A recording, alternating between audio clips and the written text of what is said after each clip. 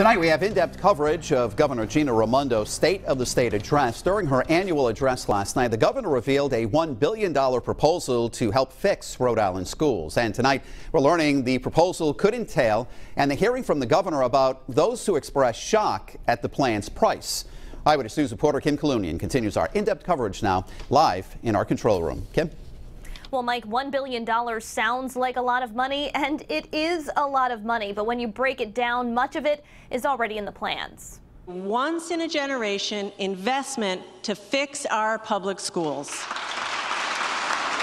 The governor's call for major improvements to school infrastructure received a bipartisan round of applause Tuesday night.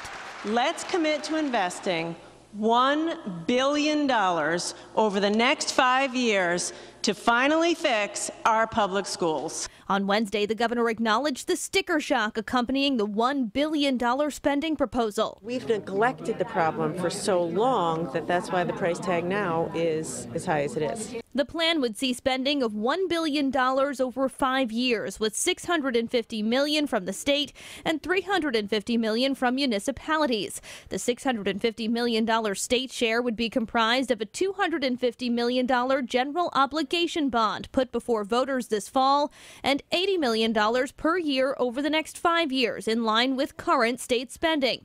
Republicans like House Minority Leader Patricia Morgan, a candidate for governor, agree that the schools need TLC.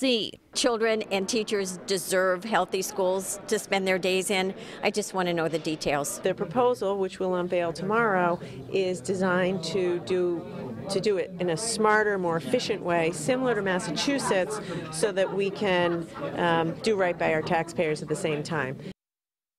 And some of the details we hope to learn tomorrow include how that money will be invested and how cities and towns can qualify. Now, coming up new at 6, we'll talk about some other things that the governor did not mention in her State of the State address, including the looming budget deficit. That's ahead next hour. For now, reporting live in the control room, I'm Kim Kalunian, Eyewitness News.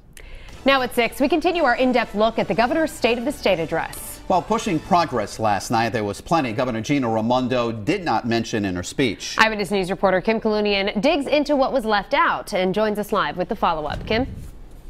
Well, Mike and Shannon, last year the governor switched things up, separating her State of the State address from the release of her budget. And she did the same thing this year, allowing her to leave the specific details on state spending and how she plans to tackle a major budget shortfall to tomorrow. Tonight I stand before you filled with optimism. A mostly sunny State of the State from Governor Gina Raimondo Tuesday night, but Republicans like Cranston Mayor and candidate for governor Alan Fung were struck by what they didn't hear. We haven't heard about how she's going to address UHIP, a continuing problem from day one. The governor did mention UHIP in 2017. I share everyone's frustration, especially those who depend on government assistance, over the launch of our new social services computer system. But that and other issues were omitted Tuesday. We didn't hear anything about DCYF and the problems that are plaguing that agency. There's always a Republican response. On Wednesday, Raimondo says she knows there's plenty of work to still be done. We're in probably the third inning, but at least we're not on the sidelines anymore. Her baseball analogy, a reminder of another topic left untouched Tuesday, the Paw Sox. And yet another unspoken issue, the looming $260 million budget shortfall. I just kept saying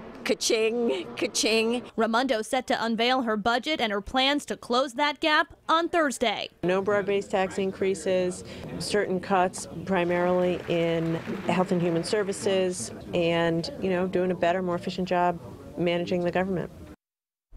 And again, the governor is set to unveil her spending plan tomorrow, which she says will also shed more light on her proposal to invest $1 billion in local schools over the next 5 years. Live in studio, I'm Kim Kalunian, Eyewitness News.